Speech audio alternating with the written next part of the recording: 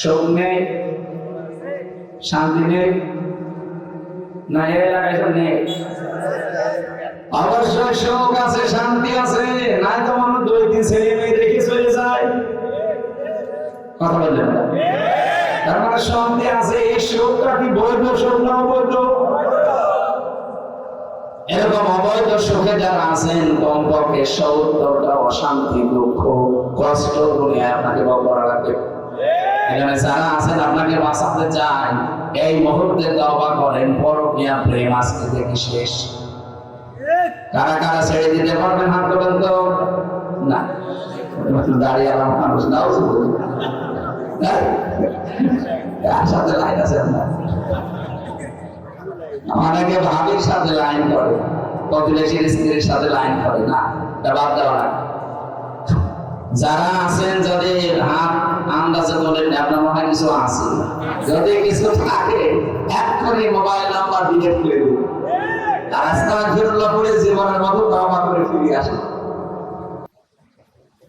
আমার মনে হয় ওস্তাদ এখানে আর কিছু না দিলে ভালো, কিছু লাগবে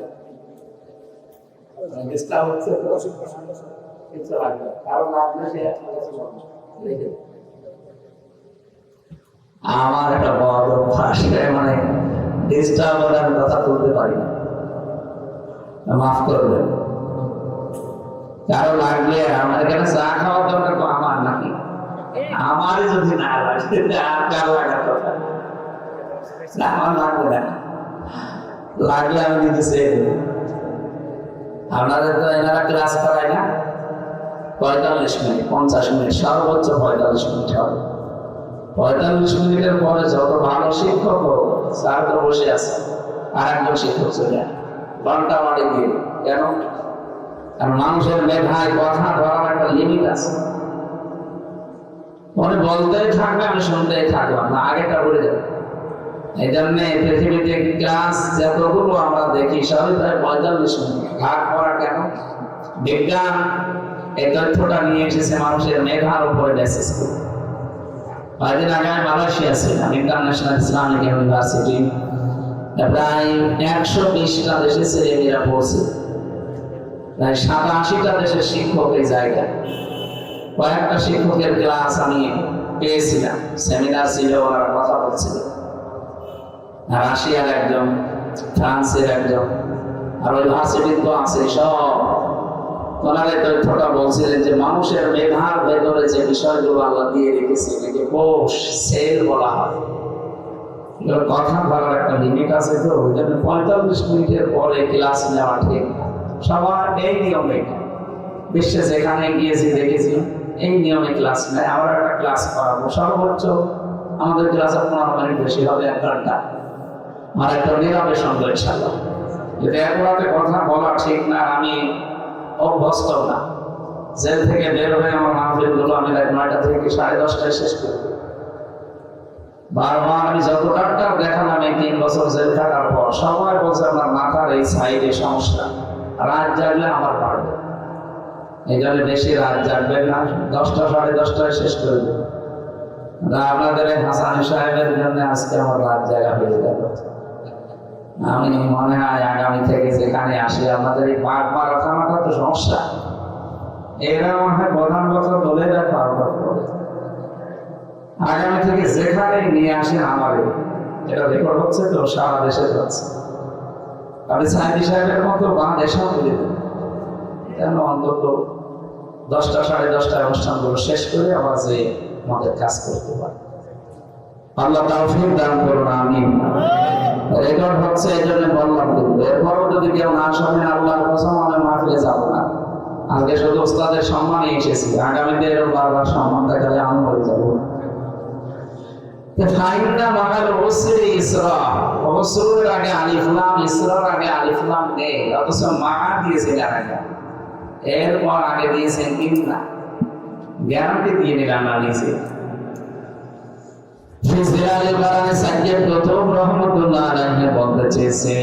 পৃথিবীতে যদি কেউ একটা কষ্ট সহ্য করে, একটা দুঃখ পায়, অবশ্যই তার সাথে কমপক্ষে 10 থেকে 70টা সুখ, শান্তি, স্বস্তি, নিরাপত্তা, কল্যাণ এগুলো আল্লাহ রেডি করে রেখেছেন। আপনি কষ্ট পাবেন একটা, সুখ পাবেন কয়টা?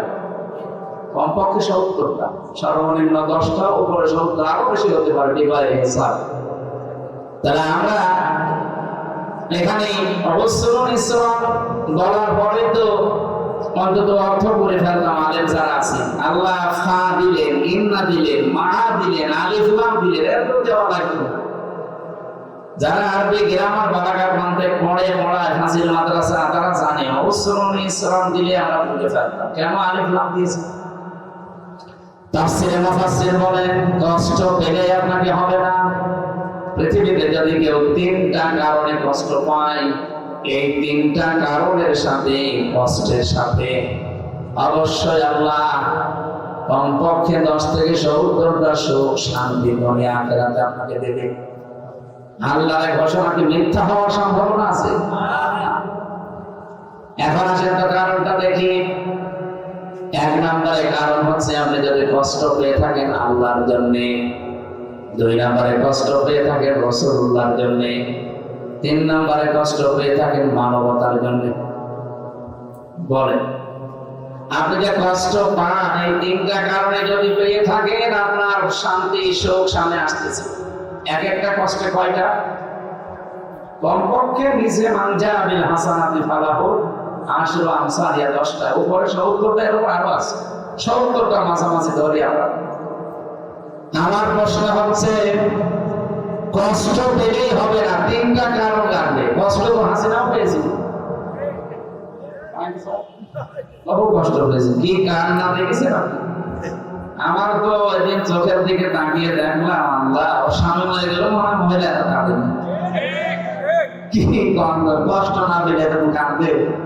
এর আগেও তো দেখেছিলাম কান্না ভান করেছে, কাঁদে না। ওনার রোমাল খালি এই যে টিস্যু এভাবে নিত, চোখে পানি নেই, এরকম দেখান।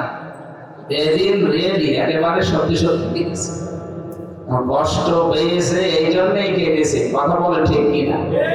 এই কষ্টকে আল্লাহর জন্য, রাসূলুল্লাহর জন্য, মানবতার জন্য একটা। তাহলে ও কষ্টের পরে সুখ পাবে 70টা ওর জন্য। আমি বোঝাতে পেরেছি? যেহেতু আয়াতটা রিপিট করেছিলাম এই জন্য দ্বিতীয়টাও শোনা লাগবে, নাকি প্রথমটা শুনে শেষ করে দেবেন? আল্লাহ পাক বলেন ইন্না মা'আল উসরি ইসরা, যদি কেউ শান্তি পায়, সুখ পায়, কিন্তু এই সুখ আর শান্তি যদি হয় অবৈধ, অবৈধভাবে সুখ শান্তি পাওয়া যায়। অবৈধভাবে দুনিয়ায় কেউ যদি সুখ আর শান্তি ভোগ করে, একটা সুখের কারণে কমপক্ষে 10 থেকে 70টা অশান্তি, দুঃখ, অকল্যাণ, অপদস্থ, অপমান আপনার ভাগ্যে অপেক্ষা করছে। আপনি প্রথমটা শুনলে খুব ভালো লাগছিল, পরেরটা যেন কেমন কেমন লাগছে। আপনি একটা সুখ যদি ভোগ করেন দুনিয়ায়, সুখটা যদি হয় অবৈধ, আপনি লিখে নিতে পারেন কোরআনের আয়াত, যালিকাল কিতাবু লা রাইবা ফীহি, কোনো সন্দেহ নেই। মাস্ট বি আপনার কপালে দুনিয়া আখিরাত মিলে 70টা অশান্তি, দুঃখ, অপমান আল্লাহ দেবে। এখন সুখটা যদি হয় অবৈধ সুখ, এই 15.5 বছরে যারা দায়িত্বে ছিল এরা কি বৈধ সুখ পেয়েছে না অবৈধ? কারণ আমার 33 বছর বয়সে 18 বছর থেকে যদি আমি ভোট দিতে আরম্ভ করতাম, 3 বার ভোট দিতে পারতাম, একবারও পারিনি। কথা বলছে না? আমি জানি না যে ভোট কেমন করে দেয়, শুধু শুনেছি। অথচ এটা আমার দেখার দরকার ছিল না? 3 বার তো আমার দেখার দরকার ছিল, একবারও পারি না। আমি জানি যে ভিকটিম। সুতরাং এই বাংলাদেশে 3 বারে যারা দায়িত্বে ছিলেন আপনারা বৈধ না, অবৈধ। এই কথা বলবেন না? অবৈধভাবে যারা ছিলেন সুখ পান, শান্তি পান। কত শান্তি পেয়েছেন আপনি বলেন? বাবা শাহজালাল সব হালাল করে গিয়েছিল। একটা হাদিস পড়েছিলাম, এই হাদিসটার দিকে তাকান। আপনারা গল্প করছেন কারা? এইভাবে ক্লাস করা যায়? একেবারে কানের নিচে এমন জোরে দেবে না যে ওর মতো কথা বলবে। এদিকে দেখে দেখে হাদিস শরীফে আসে عن ابي ذر رضي الله تعالى عنه قال قال النبي صلى الله عليه وسلم من ادعى ما ليس له فليس منا وليتبوأ مقعده من النار মুসলিম শরীফের হাদিস। নবীজি বলেন যে জিনিস তোমার না ওই জিনিস যদি নিজের আয়ত্তে তুমি নিয়ে নাও, নিজের দখল করে রাখো, যেই দিন থেকে এই কাজ করবে ওই দিন থেকে তুমি আমার উম্মতের ভেতরে নেই। ঠিক বললে কিছু বুঝেছি? আগস্টের 5 তারিখের পর থেকে আমরা এই হাদিসটা উল্টা দিকে যেতে দেখলাম। বহু মানুষ অন্যের জিনিস যেটা তার না সে কিন্তু নিজের দখলে নিয়ে নিয়েছে। রাজশাহী হয়তো এখন শুরু হয়নি। আপনি বলেন তো এই হাদিস 100 ভাগ সত্য না 98 ভাগ? তাহলে যারা এই চরিত্র এখন দেখালেন আগস্টের 5 তারিখের পর থেকে পর্যন্ত, বলেন আপনার কি নবীর উম্মত দাবি করার কোন ব্যক্তি আছে? ফালাই জামিন না, মাঝখানে ফা আছে। ফা দেওয়াটা অর্থে ব্যবহার হয়। উপরে বর্ণিত যে কথা ওটা যদি কারো ভেতরে থাকে পরের শব্দ বলার আগে ফা দেওয়া লাগে। ফালাই জামিন না, আপনার নবীর উম্মত নেই। কত মানুষ চাঁদাবাজি করে হোক, ছিনতাই করে হোক, চুরি করে হোক, ডাকাতি করে হোক, প্রতারণা করে হোক, সুদ খেয়ে হোক, ঘুষ খেয়ে হোক, যেভাবে হোক অন্যের জিনিস যেটা আপনার না আপনি দখল করে নিয়েছেন, 1 নম্বরের শাস্তি আপনি নবীর উম্মত ওই দিক থেকে আনবেন। এখন বাংলাদেশে আপনি হিসাব করে বলেন নবীর উম্মত এই হিসাবে অনেকে আছে না বের হয়ে গেছে? এখানে কেউ আছে এরকম? যদি থাকে সম্ভব ফেরত দিন, নয়তো আপনি মরে গেলে আপনার জানাজা পড়ানো কবরে দেওয়া বেকার হবে। কারণ বিসমিল্লাহি ওয়া আলা মিল্লাতি রাসূলিল্লাহ আপনার জন্য না, আপনি আল্লাহর নামের উপরে নেই আর রাসূলের উম্মত নই। আপনার নামে মিথ্যা কথা বলে কি করব? স্যার বেশি করে ফেলবে। সুতরাং এটা যারা করছেন সম্পদ আপনি যদি ফেরত না দেয়, এই মাহফিল একদিন কেন বছরে 50 দিন কিছুই হবে। আমরা চাই চরিত্র যেন এটা রেকর্ড হচ্ছে, সারা বাংলাদেশে যাচ্ছে। হাদিসটা আমরা আজকে মানতে চাই। কথা বলেন না কেন? যা নিয়েছে ফেরত দিয়ে দেন। 2 নাম্বারটা তো আরো কঠিন। সে যেন জাহান্নামে নিজের একটা স্থান তৈরি করে নিল, এটা আরো কঠিন।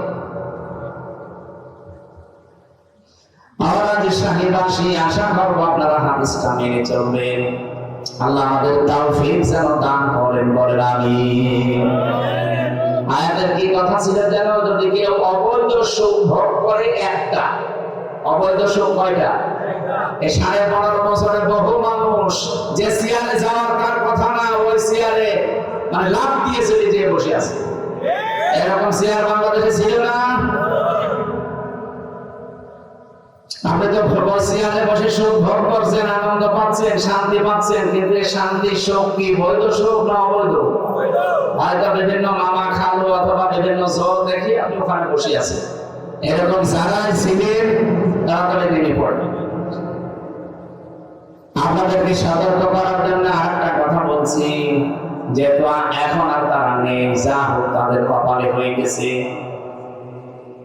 হাসিনা যেহেতু আমার দাদির বয়সী, এই জন্য ওনাকেও বলছি, আপনি যদি 15 বছরে 50টা সুখ পেয়ে থাকেন, সুখগুলো সবই অবৈধ সুখ। এক একটা সুখে যদি 70টা করে অশান্তি, দুঃখ, কষ্ট ভোগ করা লাগে, 50টা আপনি হিসাব করেন 3500 হবে। তাহলে 15.5 বছরে যারা 50টা করে আনন্দ পেয়েছেন, সুখ পেয়েছেন, শান্তি পেয়েছেন, কম পক্ষে আপনাকে 3500 কষ্ট পাওয়া লাগবে। এরপরে সব করে দিতে পারবে। এর আগে বললে তো কেমন হয়ে যায় না নাকি? সুখ নেই, শান্তি নেই, না এই এলাকায় তো নেই? অবশ্যই সুখ আছে, শান্তি আছে, নাই তো মানুষ 2-3 ছেলে মেয়ে দেখে চলে যায়। কথা বললেন না? তার মানে শান্তি আছে। এই সুখটা কি বৈধ সুখ না অবৈধ?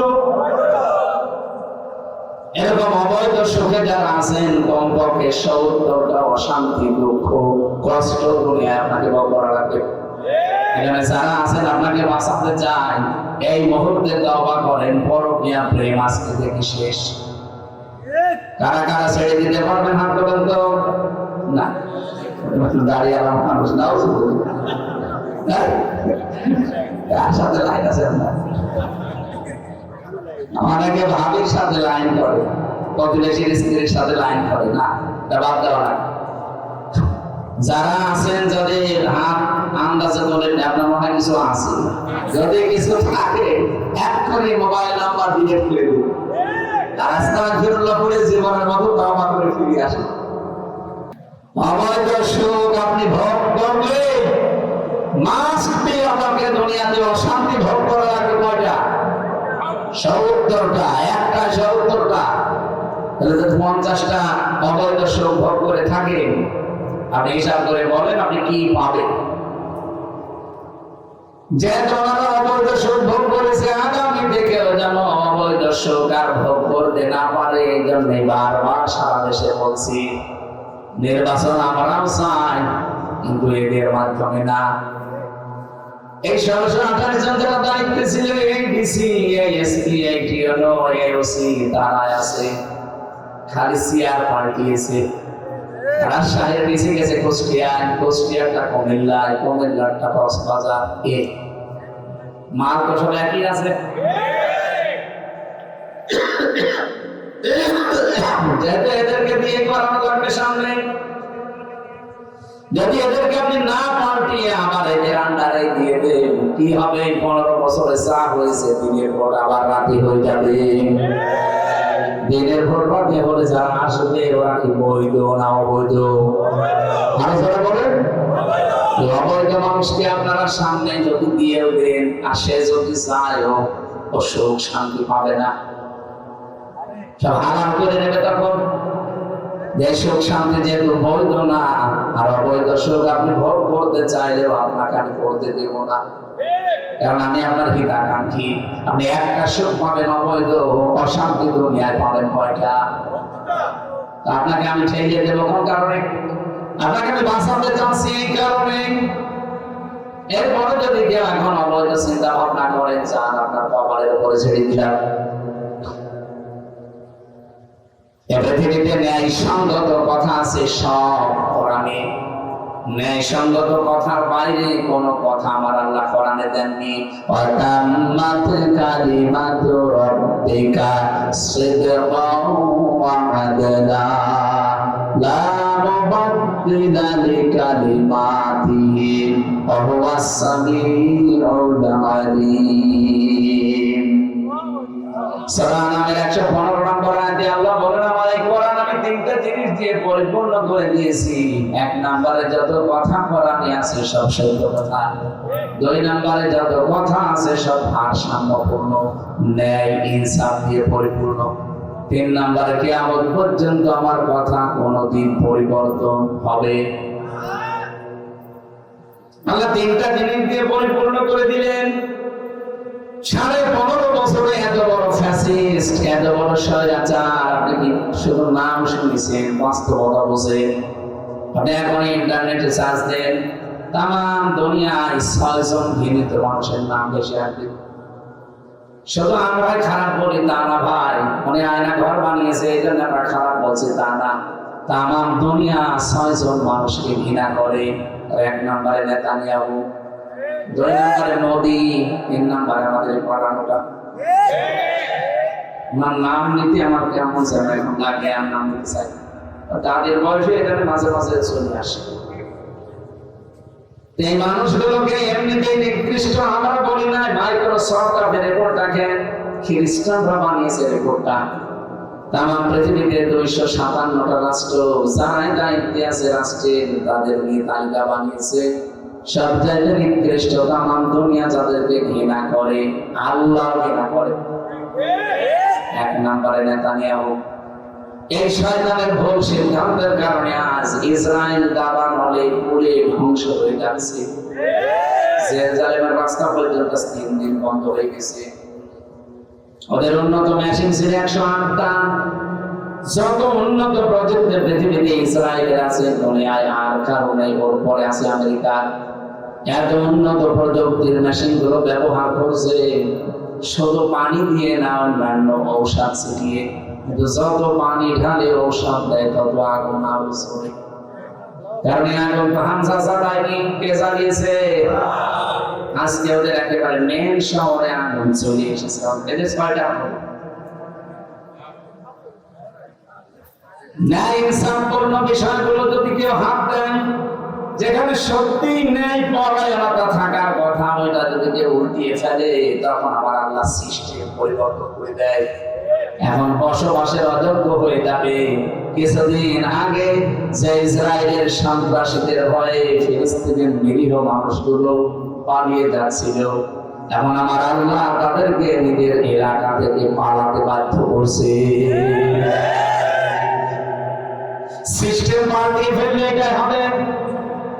আজকে গোবিন্দ বরামানিকে যে সন্ধ্যা 6টার সময় লাইভ করেছে, আপনারা কেউ দেখেছেন কিনা? আমি নিজে দেখছিলাম। লোকটা তাম দুনিয়ার হিন্দুদেরকে আহ্বান জানাচ্ছে, এই মাতাল মোদীকে থামান। একটা মাতাল ওর দাঙ্গা বানিয়ে দিয়েছে। তাহলে মনে করছেন দাঙ্গাটা শুধুমাত্র গুজরাটে থাকবে না, দেখেন এই বাতাস বাংলাদেশে আসলে বলে। কারণ ওদের সাথে একটা দেশের বর্ডারের কোনো মিল নেই। কয়েকদিন আগে মালদ্বীপ শ্রীলঙ্কা সবগুলো গোসান ভাই ঘুরে আসলো। ওদের সাথে মালদ্বীপের মিল নেই, শ্রীলঙ্কার মিল নেই, ভুটানের মিল নেই, পাকিস্তানের তো নেই।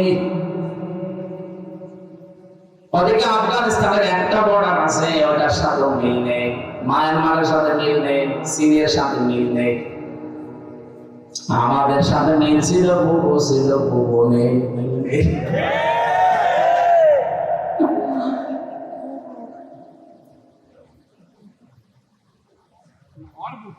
যেহেতু কারোর সাথে মিল নেই, রাজা করছেন অনেক গোপন বিষয় এখানে লুকিয়ে আছে, সবগুলো আপনাদের বলা যাচ্ছে না।